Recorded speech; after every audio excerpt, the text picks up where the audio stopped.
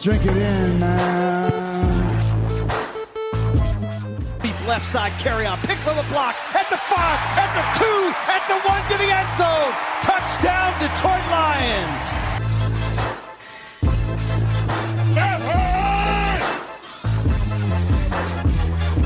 Drink it in, man. Get up, Stafford throws. It is end zone. Caught! Oh, baby, what a catch! Kenny Galladay, you're a freak! What a catch! Touchdown, Detroit Lions!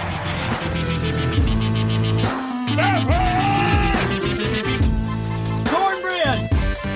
I love the Lions! Say it with me! I love the Lions! Drink it in, man.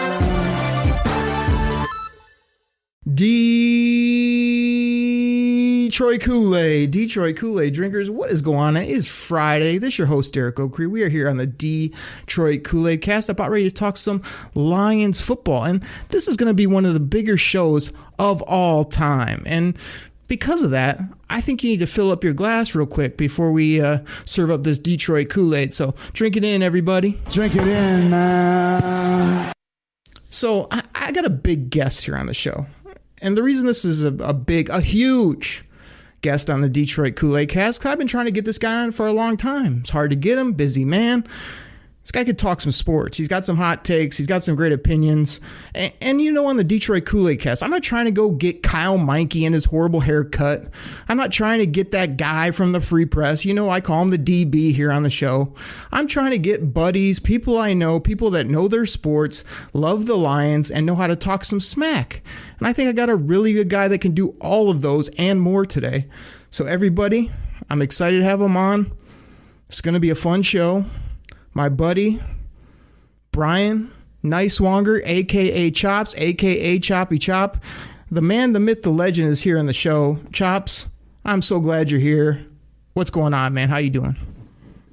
Ogie, what's up, buddy? How you doing, man? It's good to be on the show. Finally breaking my debut on the Detroit Koolaid Cast. Oh, man, it's incredible. Like you say, just me and you have been buddies for a long, long time. You love hockey, you know, you love the Lions, you know your sports. Me and you love to butt heads and have fun. So I think we'll get your takes on a lot of things here, as well as, me and you might have to battle it out on a couple things. We never know. But before we do that, again, everybody, drink that Detroit Kool-Aid. Let's do this thing. Drink it in, man. Choppy Chop, I got to throw this right off the bat to you, because you were actually at my place. We're watching Conor McGregor get ready to fight. The TV, bottom line, one of my 8 TVs that I got in the old man cave there, shows up and says, Matt Stafford and the Detroit Lions have mutually agreed to part ways. I mean, you jumped out of your chair. You were so fired up. You've been wanting this for a long time. Just talk the people through what that emotion was like, why you were so excited. I mean, I want to hear it.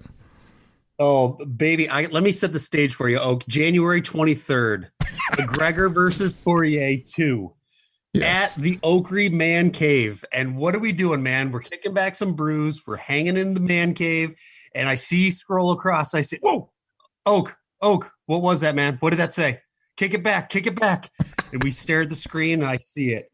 Lions and Matt Stafford mutually agreed to part ways. Oh, baby. I jump out of my seat. I'm dancing around. I'm doing the happy dance. Man, I love Matt Stafford. Don't get me wrong. He poured his heart and soul into this team, but it was time, man. It was time to cut the ties. We had a new regime, new GM, new coach, new everything. Cut it clean and let's go, baby. Let's go. It was great. I mean, just see how you had been kind of on that fence for a while. You know me. I'm always trying to be positive, always hanging in there with my Lions.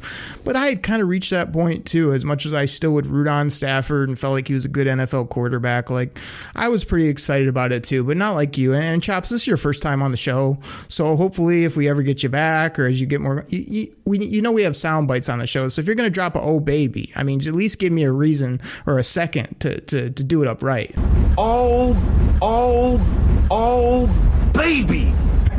We usually reserve that for AO here on the show. And basically, your reaction to Matt Stafford getting dealt and all this change going down with the Lions was similar to what one of my favorite baseball announcers would say, which we normally, like, that's the sport we shall not speak of, but this was pretty much your reaction.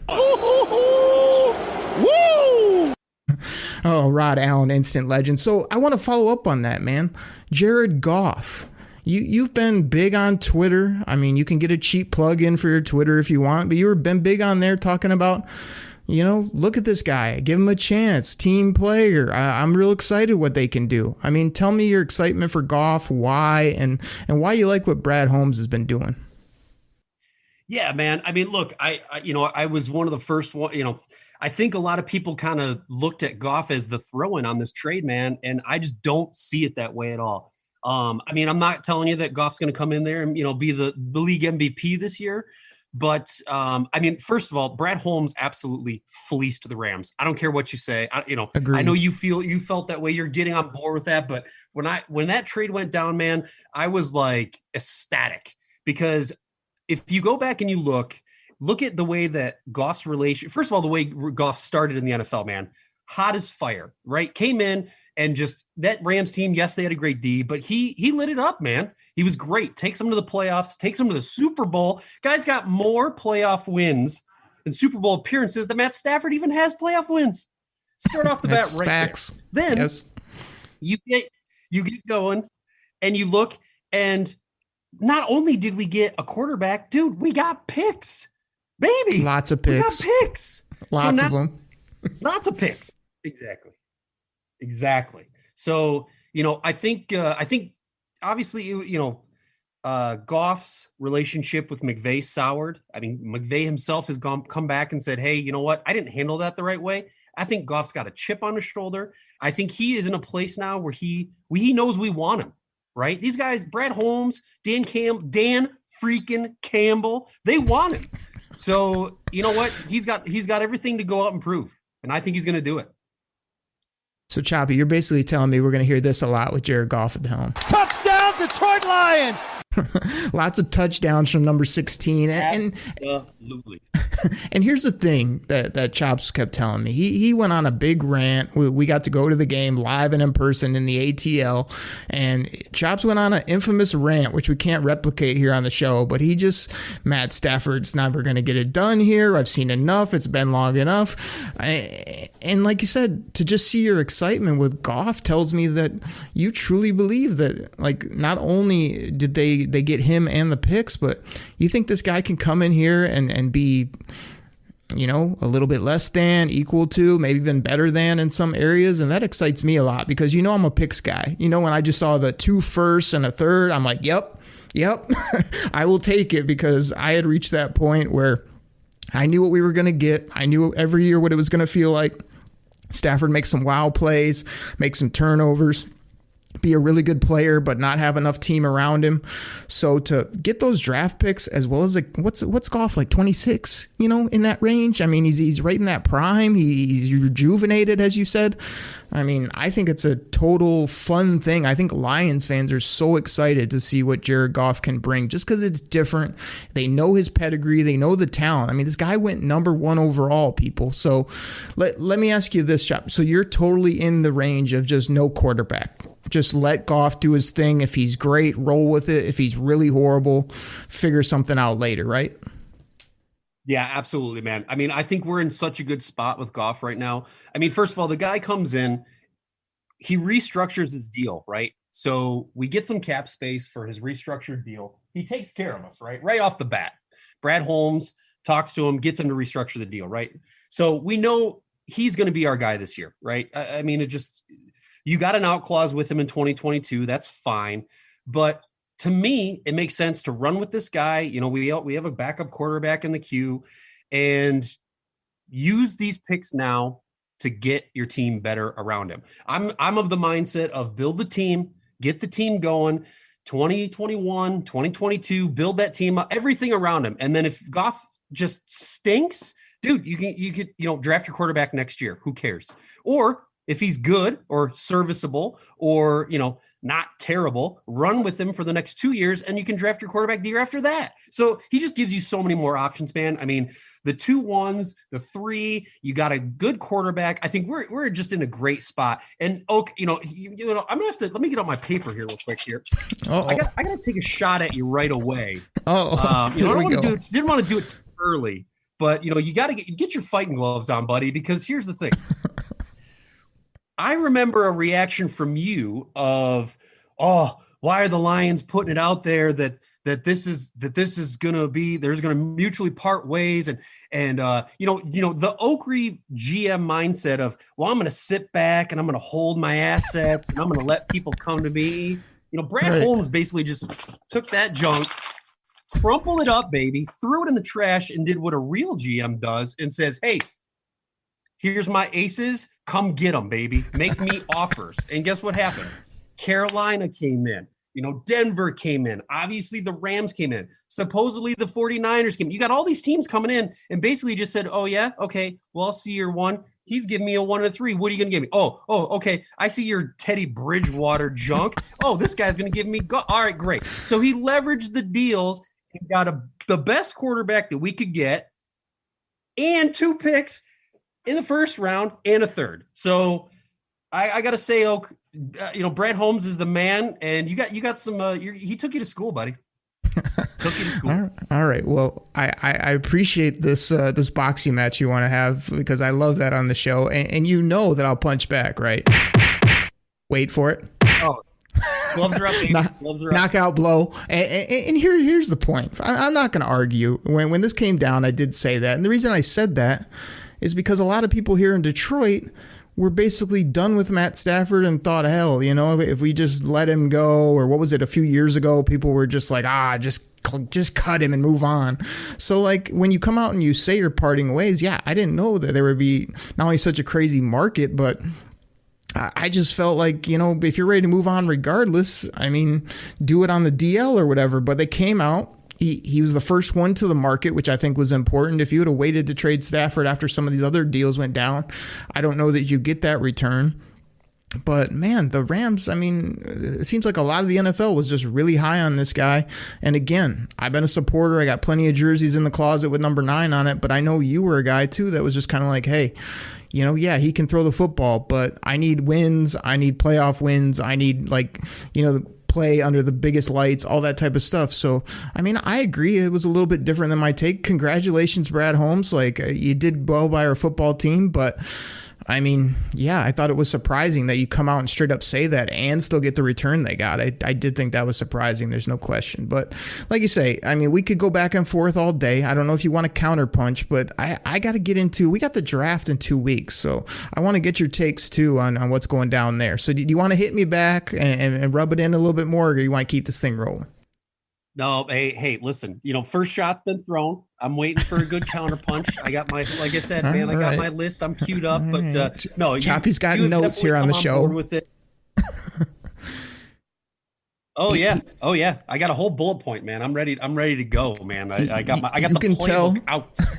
You can tell it's his first time on the show if he has notes. We don't do notes on this show. We just roll. We talk football. So let me throw this next one at you. This one I'm really curious. I'm gonna give you the floor. It's just like, man, I can't wait to hear what Chop's gonna say on this.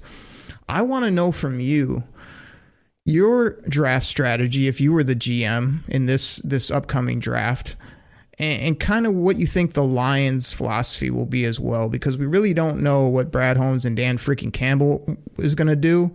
And I don't have any clue what Chops would do if he was the GM in this situation. So lay it out for me. Oh, man. So you're right. We don't know what Brad Holmes and Dan Campbell are going to do. I mean, I trust everything that they've done to this point. I mean, there hasn't been anything where I'm just scratching my head going, what? With that last regime, which we won't even mention names, but these guys walk around and think they're the smartest guys in the room, and they're trying to outsmart the guy who's outsmarted them and outsmart. It's just ridiculous. Like there's something, there's blaring picks staring at you to take, and they had to go and do something that they thought was better, which obviously where'd that get us? But yeah, man. So we don't know what the GM's going to do. I'd love to say that I have his strategy all mapped out, but I mean, I think we kind of know the kind of people that Dan Campbell wants around. I mean, you look at at the staff that he's surrounded himself with, all veteran, experienced NFL coaches, which is great. But man, we get into this draft and holy quarterbacks, man. I mean, every time I look at a mock draft, it's got, 5 in the, 3 in the top 5, 3 in the, 4 in the top 7, 5 in the top 10 with quarterbacks. It's craziness right now. So to me, I think we got to leverage that. I think Brad Holmes is on the phone. He's ready to go. I think he sees these teams that are down a little bit lower past him who need a quarterback. I am in the camp of not taking a quarterback because right now I think that pick is just so valuable to other teams who need a quarterback. So, I don't want to get, I think a little bit further in the show, we'll get down to like specific scenarios on that. But, I find myself in the trade back camp, right? So if there's a trade back, everybody loves a trade back. But I think too, if there's the guy there that they just love, you can't pass it up. And we can get into some specific names here, but yeah, man, I'm in the trade back camp. I'm in the let the feeding frenzy for the quarterbacks take place, and leverage that and make it better for you. So because we got our quarterback for at least a year, maybe 2 or 3. Yeah, well, you laid out your man love for Jared Goff, and I'm somewhat along there with you. I have said on this show multiple times that if it was me and Trey Lance was there, I think he's a pretty dynamic, big-bodied talent, a guy that can throw it, run it. I'd consider him. I'd even consider pairing him up with Goff and doing some packages and getting him on the football field. But now that we get closer, I'm kind of with you that I think that, you got to let that QB pass. It sounds to me like you want a QB on the board at 7 so you can trade back. But I do want to put you on the spot here before we kind of take our commercial break and then get into some more stuff.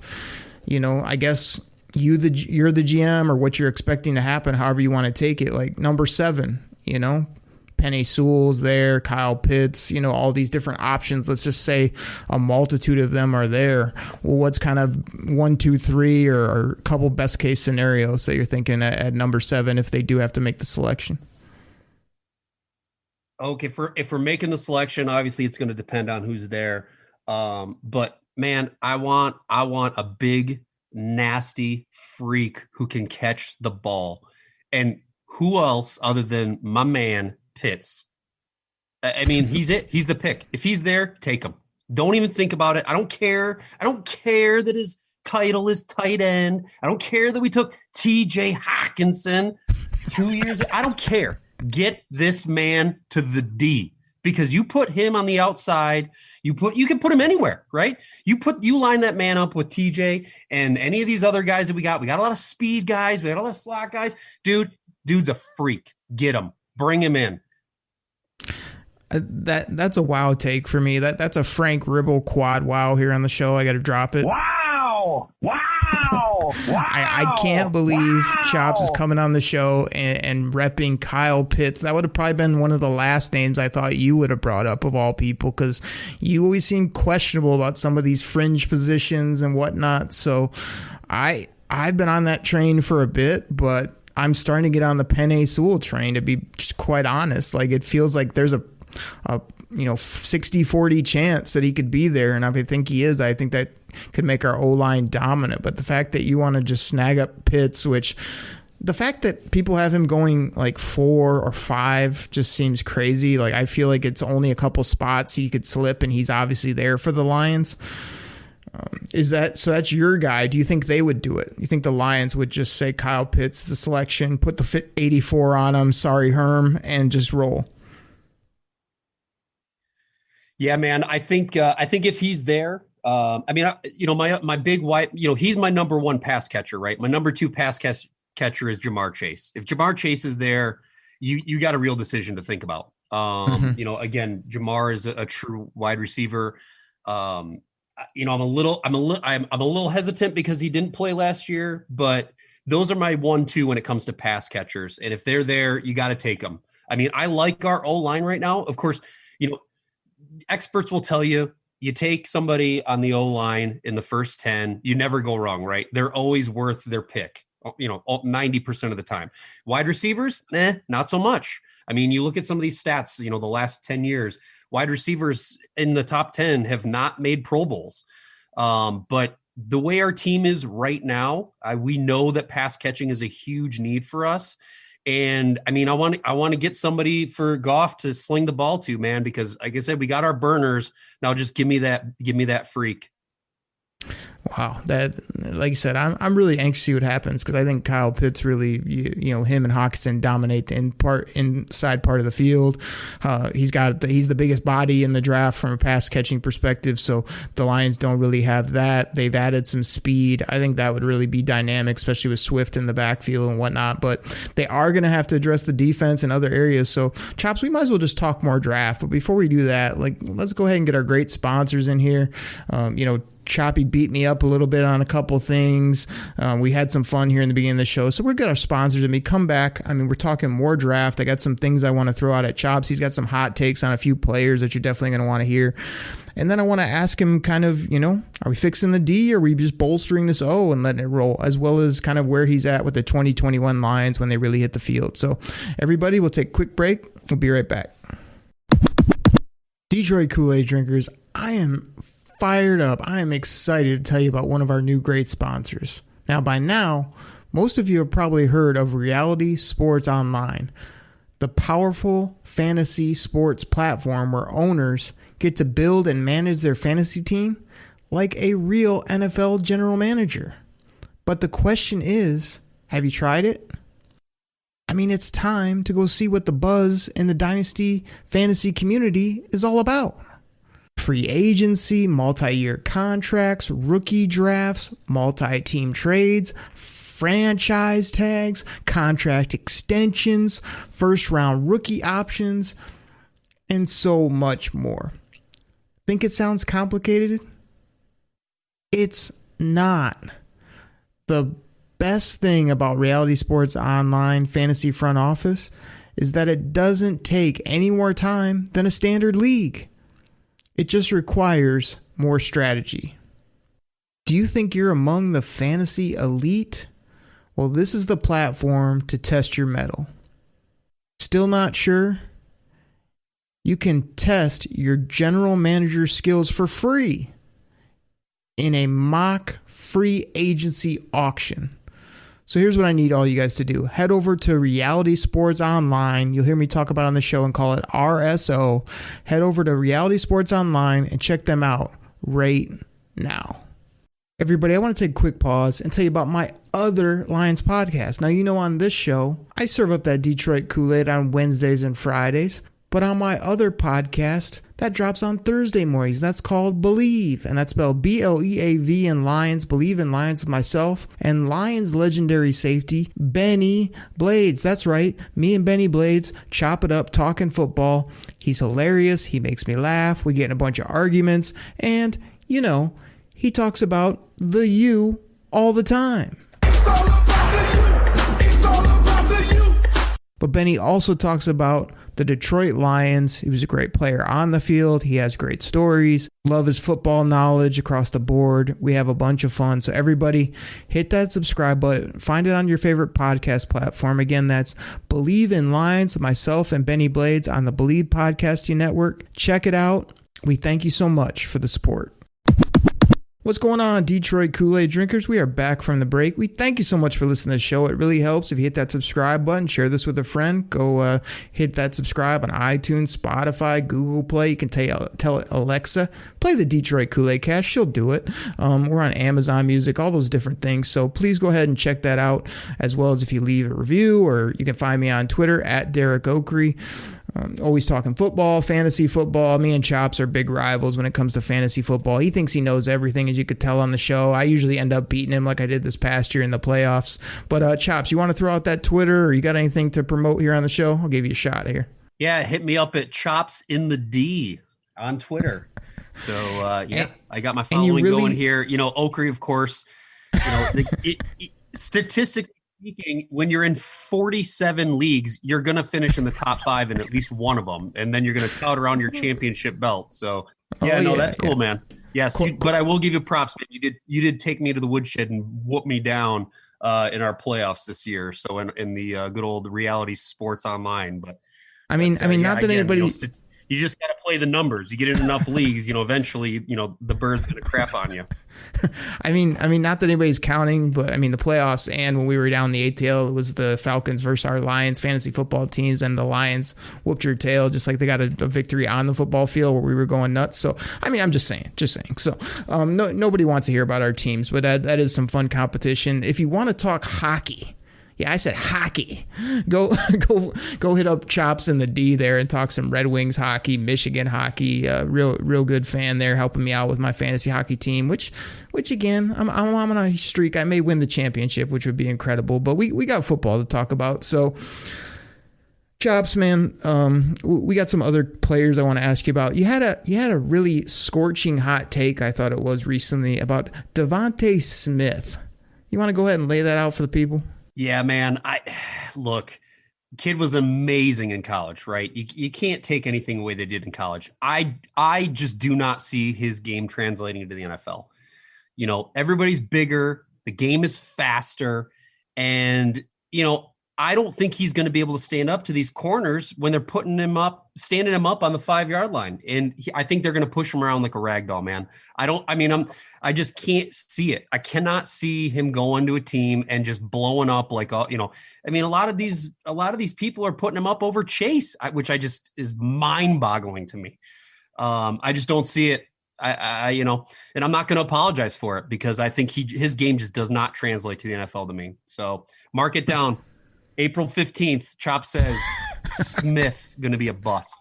Oh man, yeah. I was looking for my sad horn drop or something funny because I just can't go with you on that one. This guy's so silky smooth. I mean, am I taking him at 7? No, but do I think he's just going to be a nightmare to cover in the NFL? Yes.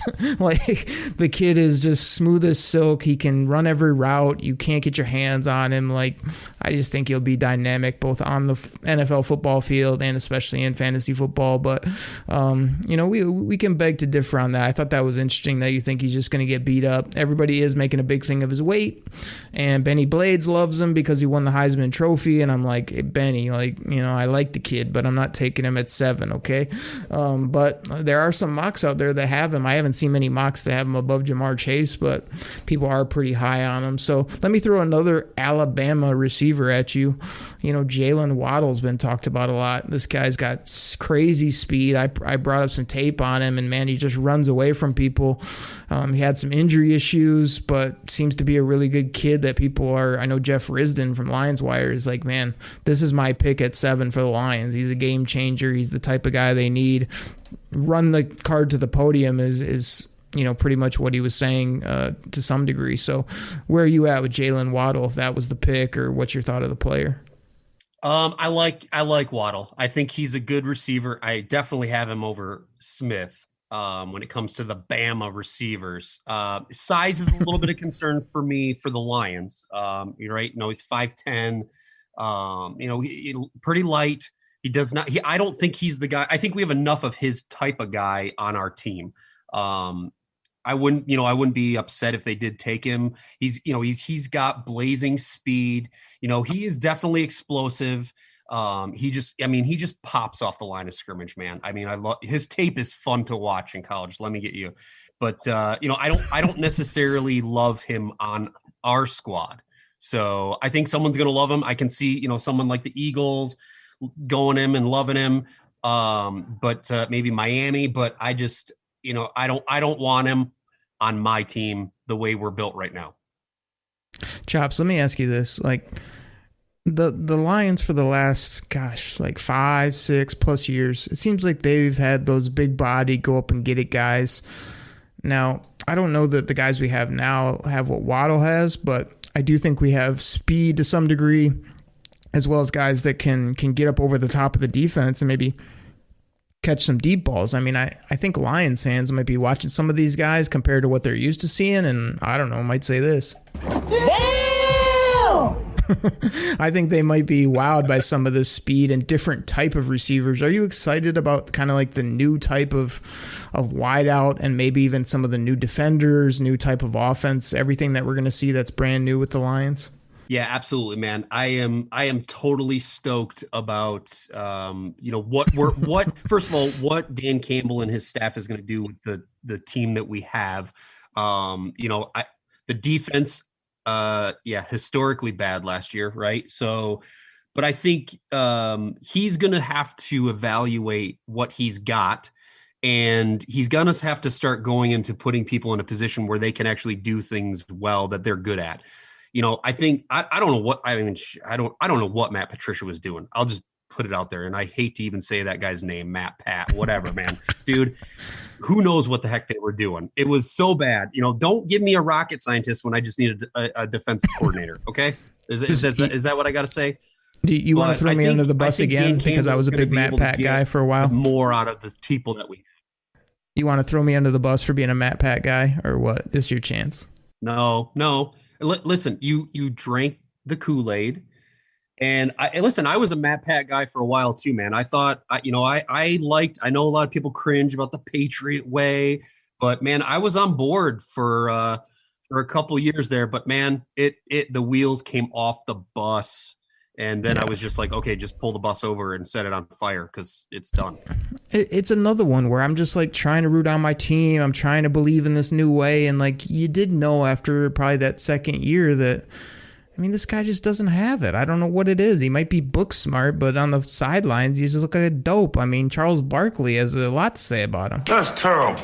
Yeah, exactly, Charles. That's what I thought every time I turned the games on Sunday. That's terrible. Exactly. So I'm just real excited, and I think Lions fans, everything's brand new, everything's different. We went from big body receivers to speed guys. We went from, plotting tackles and linebackers to freaky penetrators up front and linebackers with speed and athleticism. I think that's going to be incredible. So you talked about a trade down. We've kind of hit on that on some other shows. Like, to me, it's New England, maybe coming up. It's a Denver maybe coming up. Washington. Those are kind of like my three main options, and I would love a trade down as well. If they do trade down into the middle of the round, we've been talking offense, speed, all this stuff.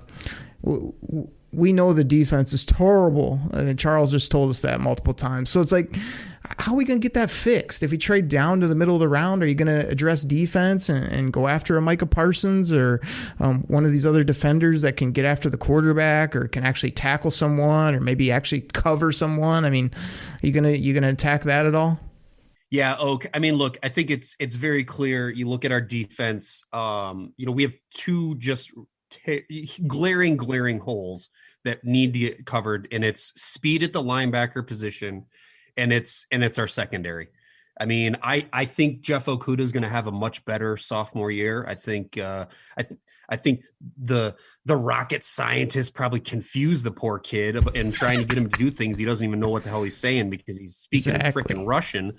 But he'll have a much better sophomore year. But yeah, we got to use some of those resources again. To me, it's get that freak on the wide receiver position, pass catching position, and then really hammer away on a speed linebacker and our cornerbacks because that secondary has to get better. We need some depth and just speed, man. We need speed. I'm so tired of seeing our just like lazy linebackers, man. Who's really moved the needle for me is the kid from Notre Dame. Watching this guy's tape, man, over the last couple weeks.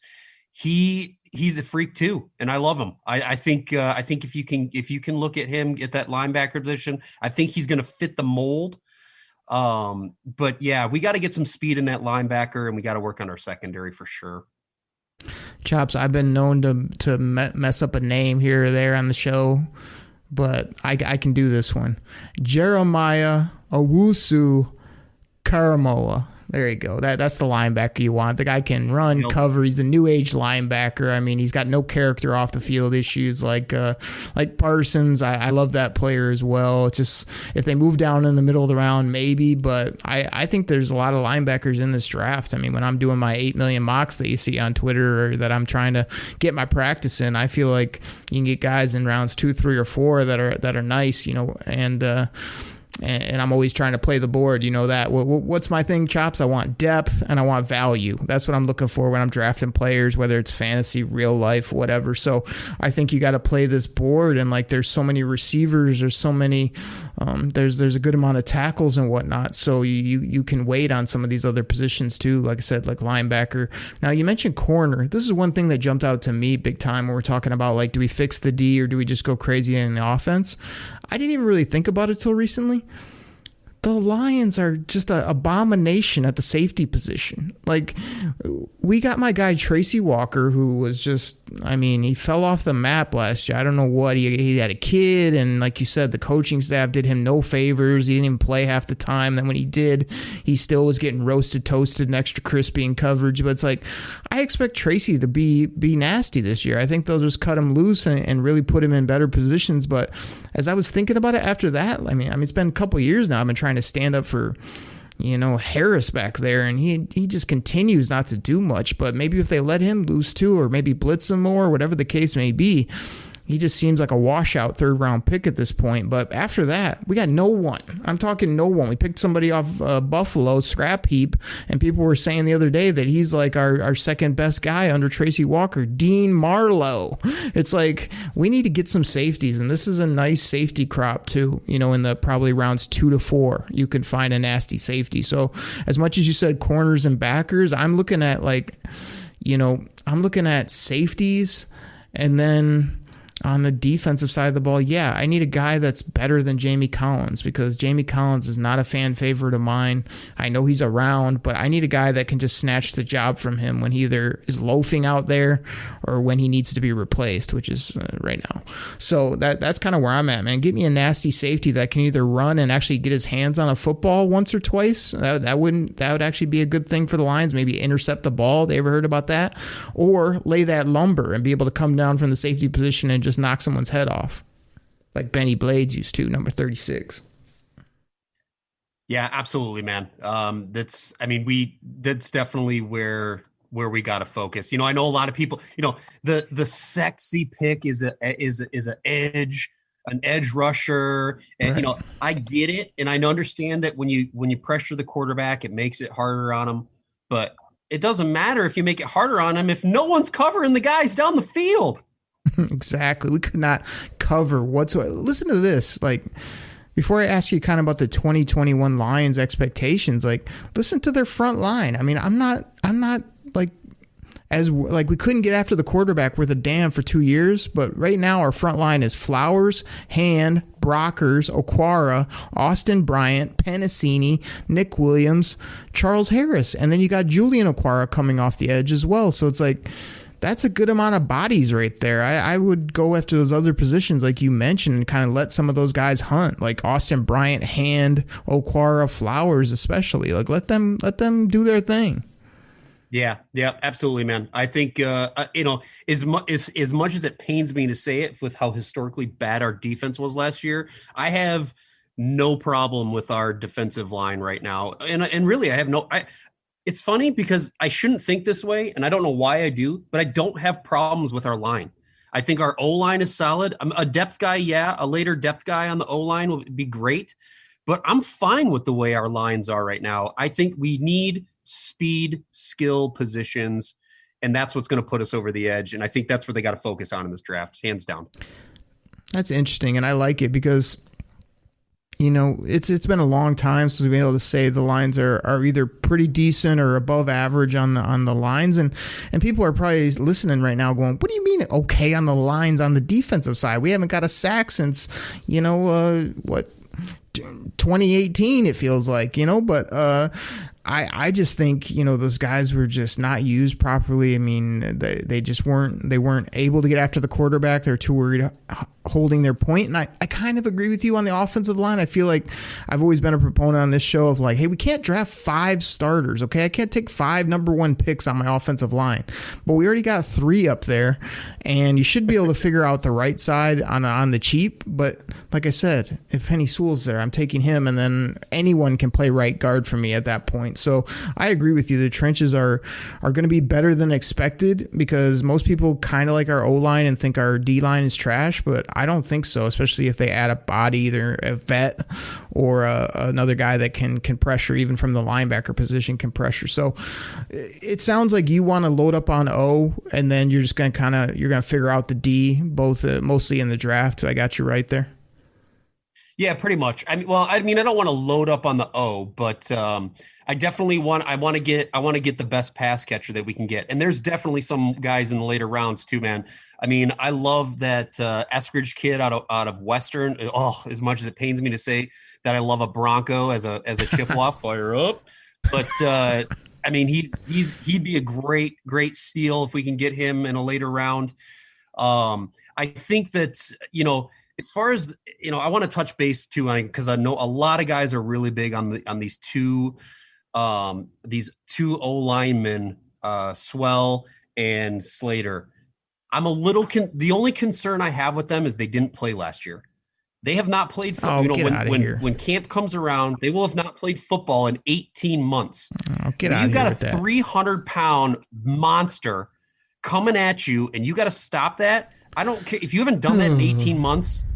I don't care how much you can bench. It's going to take time to get used to.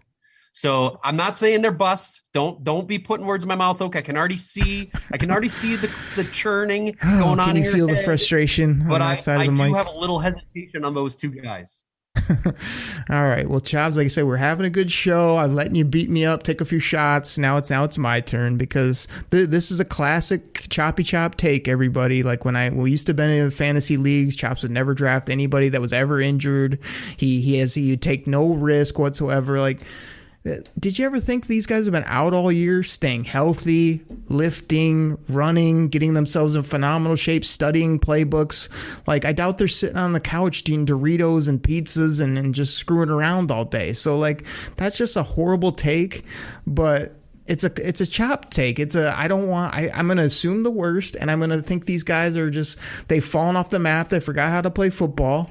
And I take it as a positive. Like all these guys that sat out, great. That's one other year. Your body didn't get beat up. Great. Now instead of Jamar Chase playing like as a junior, he's a sophomore to me. You know what I mean? That's even better when it comes to the NFL. Another more tread on the tires. So I just had to kill you on that one. No, that's fine. You can take your swing, buddy. But again, if you're telling me those two guys all they did was hit the weight room and they didn't have any junk food during this pandemic, you're crazy. I'm telling you right now. Well, I mean, they kind of have some junk food. They are. Penei Sewell is 335 pounds, but he can move like a stallion. I mean, the guy's an absolute freak, and he's like 19 or barely 20 years old. So that's again why I'm going on the pick. I like young, cheap, quality football players, and he fits all those categories. So I am with you. Like if we get that pass catcher and then able to add some of these defense, I guess like where I'm at heading into 2021 is, like I said, different, exciting, energetic, just different Lions team than we've dealt with in a while. And I know like every coaching staff comes in and we feel like up is down, left is right. This is going to be it. And I could see some losses piling up and people getting kind of like, here we go again. But I really think it's going to be fun when they kick this season off. I know me and you have been talking about possibly like hitting up a Lions game or whatever. And I feel like, we're getting past this whole COVID thing. People are getting vaccinated. Like to go back in that stadium and have this breath of fresh air with the Lions is something I'm really excited about. Whether they win, lose, or tie, to me, it's just like it's different. It's exciting, and I'm fired up about that. I really am. Where are you at with this team? Expectations, looking forward. Yeah, man, I'm absolutely jacked for this team. I mean, I can honestly say this is the first time in probably 3 seasons, maybe 2 seasons, where I've actually, I don't expect that we're going to win 10 games, but I'm excited to see what we do. Right. Mm-hmm. Because, when Dan Campbell was hired, I think everybody kind of went, who? Dan who? That's the wrong Campbell. They just announced the wrong Campbell. Well, then the guy comes on his press conference and he just blows everybody away. And to me, the thing that really made that hiring what it was is the staff that they hired around him. All these guys are great NFL minds. They're either former head coaches, They've done the job before. That was one hesitation that I had a little bit. I'm like, Dan Campbell, like he's never been a head coach. So what's he going to do? Oh, I know what he's going to do. Brad Holmes is going to hire all these former coaches around him and help him out. I mean, come on. How are you feeling about Deuce as our running back coach? I mean, we just loaded up on all these former players, coaches, all these great football minds. Man, I'm pumped. And yeah, there's going to be times where we're like, oh, Dan Campbell challenged a terrible play, or they didn't do this, or, he messed up his clock management. But dude, it's going to be a learning curve. Don't get me wrong. But I'll tell you what, there's a lot to look forward to with this season. It's exciting. I'm pumped. I'm like chomping at the bit for draft. And then I see that the Lions decide to opt out of off season. And I'm like, no, I want to see you guys on the field. I want to get those takes. I want to see those picks. Come on. Exactly. But it'll get here and we'll be excited. It'll happen. I got a couple exclusives here from Dan Campbell. Dan Campbell, you know what he thinks about the pencil, the guy that was here previously? You want to know, Chops? Tell me. You've had enough of that. You want to know what Dan Campbell thinks about people that think bringing in former players isn't going to work? You've had enough of that. Dan Campbell's had enough of these pencil pushers, these people that can draw it up on the grease board, but can't get out there and run and lift and get in there with these guys. I mean, he's had enough of that. You know what I'm saying? You've had enough of that. He's also, Chops, you got to be a veteran on the show. When you tee up Dan Campbell, you start talking about Dan freaking Campbell, and you talk about his first press conference where he just blew it out of the water. You got to call for your own drops, Chops, and that's when you say, hit it, Oakrey. We're going to bite a kneecap off. We're going to smile at you. We're going to take your other kneecap. We're going to smile at you, and when we do, we're going to take another hunk out of you. We're going to be the last one standing, all right? That's going to be the mentality. Chops, I try to play that every show because it's so freaking gold, so I'm right there with you, man. We cannot wait for this season. New quarterback, new Lions, new defense, new skill players. The good ones are sticking around that are here. I mean, I just hope it all works out, as well as, I just love serving up that Detroit Kool-Aid to all the fans that are just like, man, like something different, something exciting, a coach with a pulse. We can't wait. I mean, drink that in, everybody. Drink it in, man. All right, Chops, man. Drink it in here soon, man. Oh, fill up that glass. Honolulu Blue flavor for now. Hopefully Super Bowl flavor at some point in our lifetime. That would just be incredible. But hey, man, like I said, I bugged you for probably over a calendar year to come on the show. You found ways to tell me no every time. You finally said yes. You came on. I mean, I basically didn't beat you up at all, except for a very minor punch here at the end of the show. We had some fun. We talked football. We laughed. We got after it a little bit. Like, I just appreciate you coming on, man. It was a good time. Yeah, absolutely, man. I will have to get back to you and get back on the podcast, man. I know you got some fantastic guests. It's been a great listen, and it's definitely something that we got to do more often. But I do got to take another swipe here. Oh, go ahead. It's a new era. It's a new regime. It's a new quarterback. We got to update the intro, baby. I'm tired of the suburb, and I need to hear a little Goff. That's a good swipe. And you know what's funny is because I always give you crap about, like, we all get so busy and that's been on my to-do list for a while. It's like I hate it too, because like I'm the guy who always wants to be up on stuff or wants to make sure everything's tight here on the show. I'm the workhorse of the show, always have been, but like that's been on my to-do for a while, and it's like I need to sit down and remix something. Like, I want to stay with the same music because everybody that listens to the show is like, that's the most banger intro music out here. Like, you go listen to some of these other Lions pods. I mean, they got nothing, or it's just these, reporters that just put out this bland content. It's like, we bring the noise with the Detroit Kool-Aid intro, but I agree, it needs a little bit of a revision. I'll get to it. Or I'll just beep him out. I got to beep him out at some point. But yeah, that's a good point by you to finish the show. So it's like, I normally would say, like, man, I can't wait to have you back on the show. We have to come back sometime. But then I'm putting the pressure on you because you're a busy man. You got a million things going in your life. You're still out there on the hockey rink doing your thing. But you know the door is always open. Yeah, next week I got Logan Lamorandier from Sports Illustrated coming on. The week after that, I got Joey Christopoulos from the Believe Podcast Network. We're doing big things here on the show. And like I said, I don't even go out and chase these guests. I don't want to have any players on. I don't want to have any beat writers. I want to have guys like you that can talk football, make me laugh, and have fun. And that's what the fans love to hear. So anytime, man, you want to come back and drink that Detroit Kool-Aid, you're more than welcome. Listen, I got my Honolulu Blue Kool-Aid sitting in my cup here right now. And, I'm swirling it around. I'm drinking it in. And I think it's telling me that we're going to have some kind of draft special right around the draft where Choppy's going to make a comeback and we'll do up another show. Oh, Chops, you've seen the DTO scouting office. It's off the chain. I would love to chop it up, pun intended, with you about the draft anytime, my friend. You tell me the time, and I will serve up that Kool-Aid, and we will drink it in together. Drink it in, man. Side of cornbread. Cornbread! Everybody, drink that Detroit Kool-Aid. The draft is like 2 weeks away. The Lions are doing big things. Everyone's on board with this new regime. Chops brought the heat today. I was so glad to have him on. Everybody, take care. Have a great weekend. We'll catch you next week right here on the Detroit Koolaid Cast. Take care, everybody. We're out. Pack the bag, start the plane. This game is over. It is over. What a comeback by the Lions. Drink it in, man.